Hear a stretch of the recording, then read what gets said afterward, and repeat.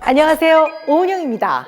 안녕하세요, 샘 해밍턴입니다. 이 세상의 모든 부모들은 아마 우리 아이를 어떻게 하면 건강하고 행복하게 키울 수 있을까? 그리고 부모로서 아이를 어떻게 하면 잘 대하고 존중하고 또 이 아이의 인간으로서의 가치를 어떻게 하면 잘 지키면서 키울 수 있을까? 이런 게 아마 이 세상의 모든 부모들의 바람일 거예요. 근데 우리가요, 대대로 매를 너무 아끼면 아이를 망친다, 뭐 이러한 생각들이 많았어요. 그래서 우리나라에서요, 사실 민법 안에 친권자 자녀 징계권이라는 게 있었어요. 이게 뭐냐면 뭐 쉽게 말하면 부모가 자녀를 키우면서 보호하고 또 지도하고 또 교육시키기 위해서 아이를 징계할 수 있다. 쉽게 말하면 벌을 줄 수가 있다.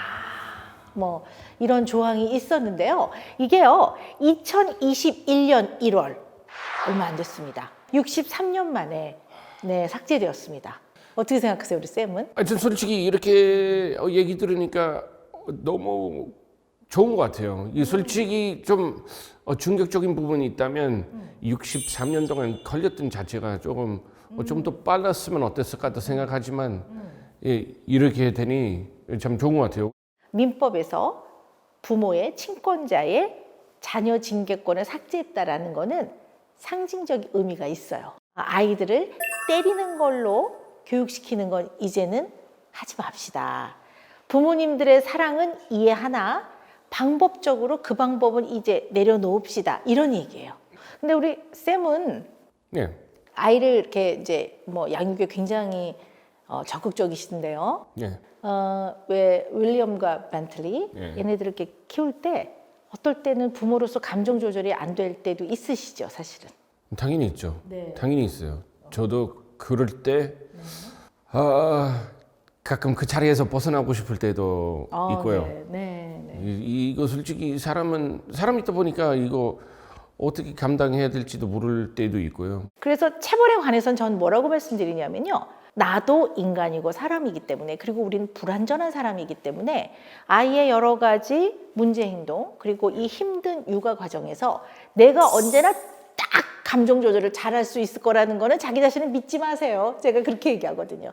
그래서 아이의 몸에 손을 대는 거를 아예 시작도 하지 마십시오. 한 번 시작하면 그 다음에는 아주 쉬워집니다. 그리고 아이는 무서워서 그만하기 때문에 효과가 아주 빨리 나타납니다. 이 효과라는 건 그냥 멈추는 효과인 거죠. 교육의 효과가 아니라. 근데 여전히 지금도요, 아니 그러면 애를 어떻게 키워요? 이러시는 분이 좀 많으세요. 그래서 보건복지부와 아동권리보장원, 그리고 아동의 권리를 굉장히 높이기 위해서 애쓰는 여러 시민단체가 있습니다. 이들이 모여서요, 우리 아이들을 어떻게 존중하고 키울까 고민을 한 거예요. 그래서 만들어낸 게요, 긍정양육 129라는 게 있습니다.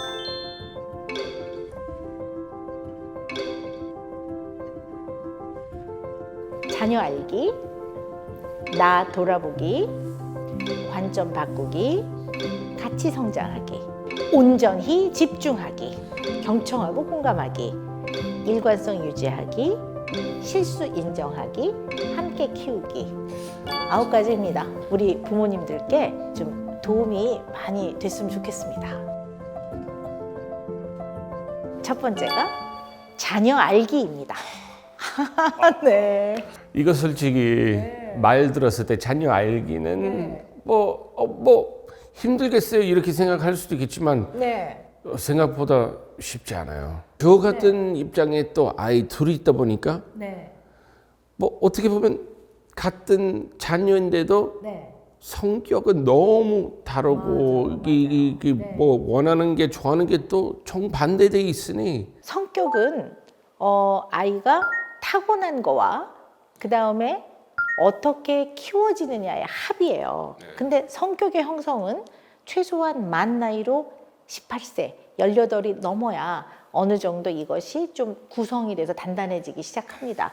그래서 성격과 아이들이 원래 가지고 태어난 기질은 다른 얘기예요. 근데 사람들이 이거를 좀 잘 헷갈려 하시더라고요.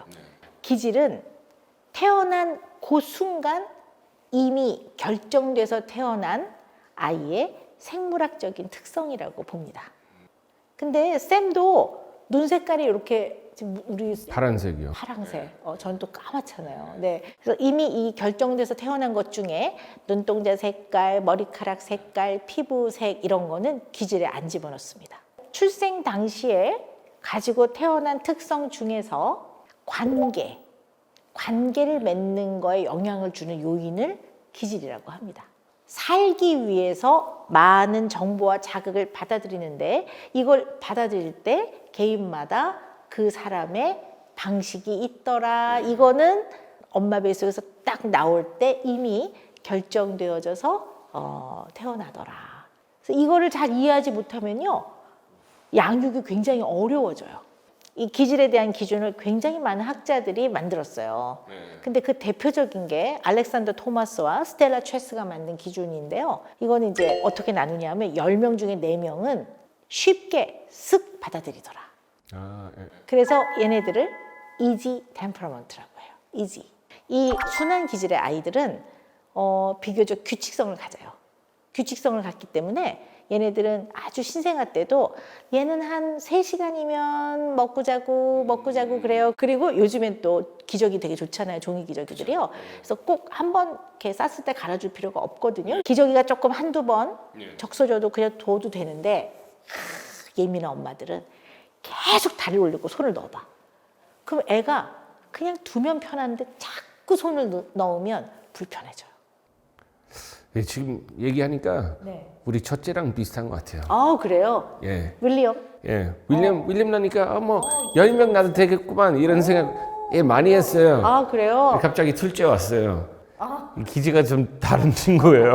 그러면 벤틀리는요? 어디 될지 모르는 친구. 이게 맨날 다르니까 좋아하는 거 완전히 좋아하고 싫어하는 거 완전히 싫어하지만 그것도 매번 다른 것 같아요. 그래서 우리 벤틀리 같은 특성을 가진 아이들을요, 기질에 분류해서 까다로운 기질, difficult temperament라고 합니다. 근데 까다롭다고 해서 아이 성격이 나쁘거나 그런 건 아닙니다. 네, 근데 그럼요. 쉽게 받아들이지 않는 편이고요. 이 아이들은 호불호가 굉장히 명확합니다. 또 이 에너지 레벨이 굉장히 높은 편이에요. 그래서 굉장히 호기심이 많고요. 생각보다 활동적이에요. 이렇게 다 만져봐야 돼요. 조용히 다니면서 다 확인해보고 이런 아이예요. 그래서 만지지 마 그러면 제가 이걸 꼭 만지지 말아야 되는 법이 있나요? 먼저 이런 애들이에요. 지금 이 설명들은 죄송한 얘기지만 약간 귀신 같아요. 너무 똑같아요. 진짜 똑같아요. 벤틀리가 지금 예. 이렇게 말하는군요. 똑같아요. 네. 불편한 싫은 감정을 얘네들은 또 분명하게 표현해요. 강하게. 그래서 뭐라 그러냐면 싫어요! 이렇게 하는 애들이에요. 예를 들어 새로운 음식을 먹으라고 하면 이게 새로운 건 선뜻 안 받아들여요. 그래서 먹어볼래? 그러면 먹어봐 맛있어. 그러면 왜 자꾸 이런 걸 먹으라고 그러세요? 이렇게 나와요. 그럼 이제 부모가 먹기 싫구나. 알았어. 다음에 먹어. 이렇게 하면 되는데 너 말이야 아프리카의 핫산은 이렇게 나온단 말이에요. 그러면 아이가 내가 아직 선뜻 받아들이지 못한 거를 싫다고 표현한 건데 마치 굉장히 음식을 함부로 대하는 아이처럼 대해지게 되는 거예요. 그래서 이 difficult temperament는 굉장히 조심해서 키우셔야 돼요. 근데 얘네들이요 창의적이고 영리하고 그런 편이래요. 네, 그게 이제 학술적으로 그렇게 얘기를 해요. 네, 이게 10명 중에 1명, 10%. 네. 땅점 됐네요. 네. 우리 아이들은 10%밖에 네, 그래서 우리 벤틀리는 애가 이렇게 할 때 싫어? 알았어? 네 마음 알았다? 이렇게 대하시면 되고요. 근데 조금 더 크면 이렇게 말해 주셔야 돼요. 근데 싫다는 네 마음은 표현하는 게 맞아. 근데 너무 소리를 지르면 싸우자는 걸로 사람들이 오해하니까 조금 줄여서 말해. 이렇게 말하는 게 가장 도움이 돼요, 사실은. 세 번째는요, 우리나라 말로는 더딘 기질, 더딘. 근데 학술적 용어로는 slow to warm up temperament라고 합니다. 이 아이들은 어떤 새로운 것을 받아서 자기 것으로 익숙해지는 데까지 시간이 오래 걸립니다. 그래서 굉장히 많이 기다려줘야 되는데 오래 걸리지만 어느 수준에 도달하면 굉장히 깊이 있게 이해하고 있는 편이에요. 그러나 감정적인 표현이 좀 억제되어 있고 수줍음이 많은 편이고 그래서 낯도 좀 가리는 편이고 특히 이제 싫은 감정을 어떻게 표현하냐면 이 순한 기질의 아이들은 싫은데 이렇게 표현한다면 벤틀리처럼 까다로운 기질 아이들은 싫어요 이런 아이라면 얘네들은 싫을 때 이러고 있는 애들이에요. 싫다는 표현 잘 못하고 이렇게. 근데 그때 좀 기다려주면 한참 있다가 좀 저는 싫은데요 이렇게 할 거를 만약에 아빠가 굉장히 급해 그래가지고 말하라고 네 마음을 말해 알아듣지 말 못해? 너 네 마음도 네가 말 못해? 여보 얘 왜 이래? 너 말해봐 막 이러면 그 다음에 눈물이 뚝뚝 흘리는 애들이에요. 그러면 눈물이 글썽해지면 왜 울어? 너 의견을 물어봤잖아 왜 울어? 이러면 이제 애들이 막 그래서 얘네들은 어디가 부족하거나 내지는 군뱅이거나 게으른 게 아니에요. 이걸 굉장히 잘 알고 있어야 돼요 부모가. 마음속 깊은 친구들이잖아요. 그렇죠? 이게 말만 못했을 뿐인 거죠. 그렇죠. 예. 근데 그럴 때 네 마음을 얘기하는 거 되게 중요해. 왜냐하면 너가 중요하기 때문에 네 마음도 중요한 거야. 엄마 아빠가 기다려줄 테니까 이따 얘기해. 편안하게 마음 먹어도 돼. 이렇게 하면 애들이 조금 시간 지난 다음에 그건 좀 싫고요 이렇게 말하는데 이거를 빨리 말해. 이러면 이제 아이하고 되게 불편해져요. 자녀를 잘 알지 못하면 이 아이를 위해 내가 열심히 한다는 것 자체가 때로는 출발선부터 약간 방향이 틀어져 있으면 열심히 하면 할수록 더 멀리 가 있어요. 네, 그래서 긍정 양육 129 원칙에서 강조하는 자녀 알기. 네, 매우 중요하다고 할 수 있습니다. 네. 근데 우리 두 번째 얘기할 거는요. 관점 바꾸기입니다. 아이를 보는 관점을 바꾸자 이런 얘기인데요. 한번 우리 영상을 한번 볼까요? 예. 네. 이제 요만큼 온 거예요? 도육수 봤는데 아빠 육수 보러 가. 지금 자리 없잖아. 아빠 예뻐요 나머지라고. 걱정돼서. 그러면은 벤틀리 아가가 왜 네가 왜 거기서 나와? 무서워.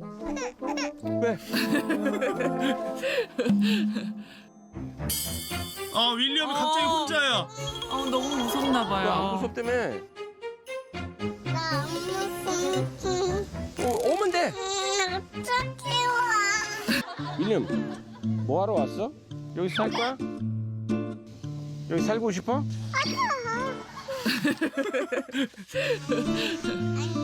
어머나, 아예 그냥 가운데로 걷는 친구를 봤어요. 나 5살입니다. 이야, 5살? 얼마나 씩씩한데 윌리엄. 1살도 난데? 얼마나 자랐는데. 어머나. 완전히 그냥 신생아까지. 영웅. 예. 애기 지나갔네. 그렇죠. 갑자기 자신이 쑥스러워질 거예요. 그렇게 막 울고. 봤지? 내가 그동안 뭐 한 거야 싶지 이제.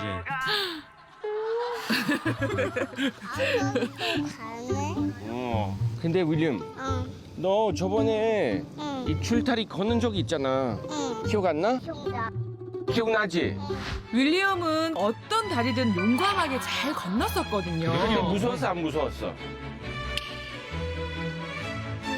아빠, 응. 나 할 수 있을 것 같아. 그래? 할 수 있을 것 같아. 맞아. 그래? 할 수 있어. 요. 용감하다. 아니 아까 울던 윌리엄 맞아요? 이거는 이제 무섭지 않다. 아니다라는 거를 그렇죠. 스스로 오. 깨달은 것 같아요. 오, 윌리엄! 큰 가르침입니다. 윌리엄! 따라와. 알았어.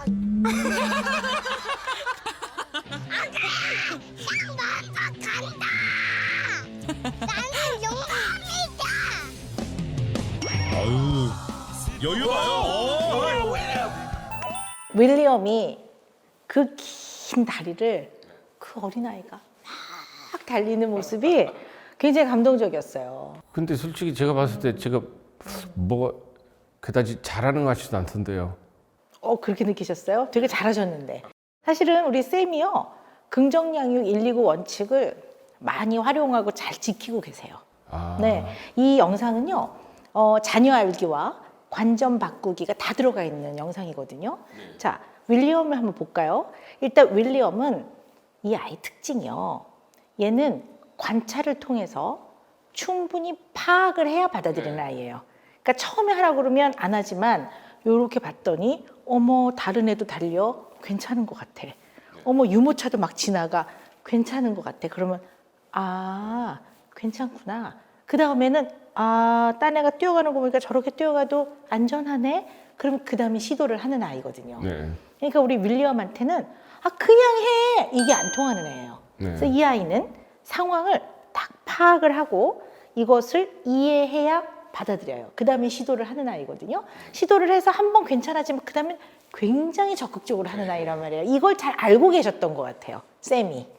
아 우리 윌리엄이 이런 아이구나. 그거 어렸을 때부터 계속 지켜봤으니까 네. 아 윌리엄 같은 경우는 바로 그냥 무작정으로 하지 않아요. 그래서 쌤이 윌리엄이 관찰할 수 있는 시간을 많이 주셨어요. 그게 이제 자녀 알기죠.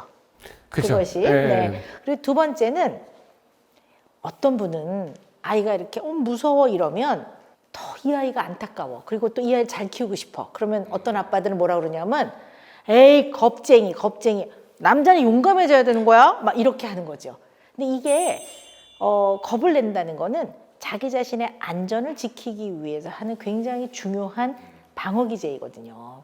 근데 어떤 아이는 이게 조금 높은 아이도 있고 좀 낮은 아이도 있을 뿐인데 이걸 아이라는 인간이 겁쟁이라든가 용기가 없는 아이라고 보지 않고 아, 이 아이는 이런 특성이 있으니까 이 아이가 파악할 때까지 좀 기다려주면서 이 아이가 성공적으로 해냈을 때 잘했다고 칭찬해주는 이런 것들이 아이의 여러 가지의 면들을 관점을 잘 바꿔서 아이를 바라보는 거죠. 그 영어로 그런 속담 있어요. 다른 사람 신발 신고 1km나 걸어가봐야 그 사람도 무슨 생각 가지고 있는지 알 수 있어요. 뭐 walk a mile in someone else's shoes. 그러니까 아이들 마찬가지인 것 같아요. 아이들은 생각했을 때 이 입장에서 제가 뭐 내일 모레 50살 된 성인인데 그렇게 비교하면 안 되는 것 같아요. 맞아요. 그거 굉장히 훌륭한 생각이에요. 왜냐하면 아이들이 막 울 때 쟤는 왜 저래?가 아니라 제가 어디가 불편한가? 이런 관점으로 봐야 되는 거거든요. 왜냐면 우리 어른이잖아요. 그죠? 네, 우리 어른은 언제나 아이를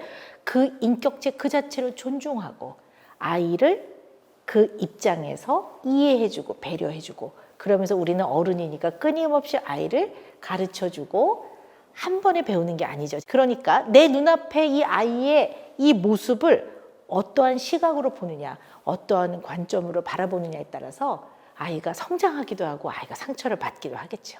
그렇죠. 네. 근데 그런 면에서 굉장히 잘하셨어요. 자, 그러면 우리 그 다음 영상을 또 볼까요? 오, 벤틀리. 내가 많이 했다 봐봐. 정말 많이 했다. 같이 하자. 자, 풀렸어요, 좀. 오, 잘한다. 잘한다. 와, 웬일. 저거 원래 중간에 하나씩 빼놓지 얘들아. 않아요? 넘어질까봐. 아빠 옆으로 가. 아빠 옆으로 가.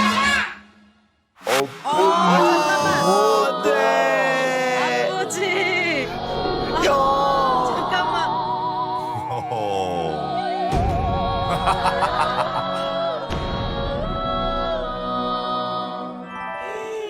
안돼. 아빠 이게 뭐야? 이거 아빠 잘못이야. 아빠 잘못했어. 미안해. 바로 인정해 주셨어요. 하나. 저는 이 영상을 보고요. 우리 쌤이 부모로서, 어른으로서 굉장히 좋은 면을 가지고 있구나 이렇게 느꼈어요. 진짜. 네. 실수할 때 인정하고 그렇게 사과하는 사람은 당연히 힘들지만 그런 사람 제일 멋있다고 생각해요. 맞아요. 많은 부모님들이 박사님 저는 우리 아이가 자존감이 높은 사람으로 성장하는 게 정말 저는 바람입니다. 어떻게 하면 자존감이 높은 사람이 될 수 있을까요? 이러시거든요. 근데 자존감은 사람은 태어난 순간 어떠한 조건과 상황에 관계없이 그냥 있는 그대로 생존할 만한 가치가 있는 정당성이 있다, 당위성이 있다, 이런 게 이제 자존감인데요. 아이는 자기의 정당성을 인정받는 게 되게 중요해요. 그러니까 예를 들면 이런 거죠. 벤틀리가 장난감을 정리를 안 해요. 그러니까 맨날 이제 쌤이 잔소리를 하다가 어느 날 벤틀리, 너 이 장난감 오늘도 정리 안 했니? 이러면 이제 벤틀리가 딱 보기에 어제 하루 했거든요. 365일 중에 하루 어제 했어요. 그러면 어제 했거든요. 이건 맞는 얘기잖아요. 그럼 이 정당성을 인정해 줘야 돼요. 근데 대체로 우리 부모님들은 뭐라고 그러시냐면요. 아이고 어쩌다 한번 네가 언제 하니? 이렇게 나와요. 그러니까 사실 제일 중요한 거는 정당성 인정해 주는 거. 그렇지, 어젠 했지. 맞아, 어젠 했어. 근데 오늘도 또 해보자. 어제 하니까 잘하던데 오늘 또 해보자. 이게 굉장히 중요하고요. 또 다른 한편으로는 부모가 본인의 어른으로서 타당하지 않았음을 인정해야 돼요. 그게 실수 인정하는 거예요, 사실은. 그쵸. 부모로서 내가 이런 면에 대해서는 생각해 보니까 이건 내가 잘못했네. 이거 내가 잘못했다. 이럴 때 애들이 자존감이 확 높아져요. 그리고 애들이 막 따박따박 말대꾸 하거든요. 이제 벤틀리가 꼭 그렇게 해야 되는 법이 있나요? 이렇게 했을 때 어떻게 이 정당성 인정을 해줘야 되냐면 너 마음이나 생각을 표현하는 건 잘하는 거야. 이렇게 해줘야 돼요. 근데 좀 악을 쓰지 말고 말해봐. 그럼 훨씬 더 잘 전달될 거야. 이렇게 하면 애들이 오 이렇게 되는 거죠. 그 화면 안 나왔지만 우리 집 같은 경우는 마무리가 또 안아주고 뽀뽀하고 미안하다고 하면 끝. 네. 디귿이 없어지기 위해 안 그러면 디귿이 있으면 거기도 싸움 계속 벌어지고 너 어제 그랬잖아 뭐 저번 주 그랬잖아 이렇게 하면 또 끝이 없잖아요. 맞습니다. 옛날 일 끄집어내서 하면 안 되죠. 알겠습니다. 우리 샘 해밍턴 가족은 뒤끝이 없는 가족입니다. 네. 노력하고 있습니다. 네. 제가 마지막으로 아이를 키우시는 많은 부모님들로부터 폭풍 공감을 받으셨던 샘의 일상의 한 장면을 소개해 드릴까 합니다. 파업을 선언하셨네요. 예. 이 솔직히 아이들은 키우면 힘들잖아요. 아빠도 가끔 쉬고 싶을 때도 분명히 있고요. 근데 이제 아빠 없이 아빠란 존재감은 어떤지 한번 다르게 느껴보면 어떨까 이런 생각이었거든요. 정말 제가 이해가 되고요. 정말 우리 쌤의 마음이 이해가 됩니다. 근데 우리 부모도 사람이니까 그럼요. 힘들 때가 있죠. 네. 그래서 저는 언제나 부모님들께 이런 말씀을 드립니다. 우리 언제나 최선을 다해 봅시다. 그러나 우리 육아는 긴 과정이기 때문에 언제나 현실을 기반으로 내가 할 수 있는 선에서 최선을 다하는 거지 언제나 가장 이상적인 그것을 목표로 두고 완벽을 기하면 너무 어려워집니다. 그래서 제가 맨날 말씀드립니다. 너무 비장하게 하지 마시고요. 물이 위에서 아래로 흐르듯이 좀 편안하게 키우셔도 됩니다. 부모는 아이 옆에 존재하고 있다는 것만으로도 정말 소중한 사람들입니다. 그래서 건강하게 아이 옆에 오래오래 옆에 계셔야 합니다. 저는 오늘 이제 긍정 양육 129 원칙을 쌤과 함께 하면서요. 야, 이런 거 참 좋다. 그리고 이 긴 육아의 시간 동안 우리 부모님들이 긍정 양육 129 원칙을 자꾸 보고 또 이렇게 배우고 같이 의논하고 이야기도 나누고 그러면서 이 소중한 아이들을 키우는 벅찬 감동을 계속 좀 느껴보셨으면 좋겠다 이런 생각을 합니다.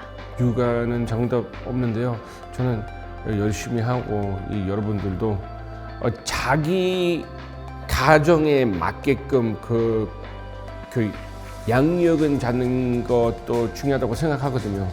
긍정 양육 129 원칙 그대로 하면 솔직히 훨씬 더 편하고 훨씬 좋은 결과 있을 거라고 생각합니다. 긴 육아의 과정에서 긍정 양육 129 원칙이 캄캄한 밤하늘에 반짝이는 별처럼 여러분에게 작은 희망과 빛이 되기를 진심으로 응원합니다. 네, 여러분 또 뵙겠습니다.